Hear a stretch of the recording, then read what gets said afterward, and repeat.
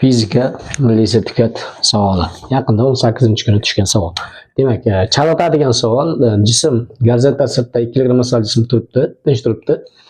Ishqalanish koeffitsiyenti jism bilan o'sha sirt orasida ishqalanish koeffitsiyenti 0.5 ga teng. Jism massasi 2 kg. Jismga 6 newton gorizontal kuch ta'sir qilayotgan bo'lsa, jism va sirt orasida ishqalanish kuchini toping. Mayda ishqalanish kuchini topishimiz kerak. Demak, ishqalanish kuchi o'zi jism bu yerda hozir harakatlanadimi, harakatlanmaydimi? Oldin shunga e'tibor berish kerak. Ya'ni sirpanish ishqalanish kuchidan agar katta bo'lsa tortish kuchi, shunda jism harakatlana boshlaydi. O'sha tekismi yoki tezlanuvchanmi? Shuning uchun bu yerda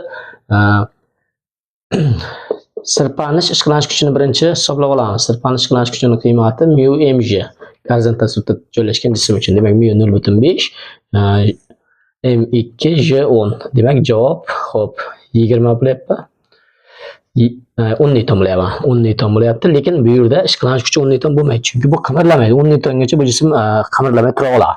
Demak, 6 newton tortayotgan bo'lsa, 6 newton ishqalanish kuchi hosil bo'ladi. 7 newton tortayotgan bo'lsa, 7 newton. Ya'ni tezlikda ishqalanish kuchi ushlab turaveradi. Shuning uchun javob 6 newtonni o'zi bo'ladi. Sal chalg'itadigan masala. Xo'p, tushunarli. Demak, ishlanish yo'li shunaqa bo'ladi.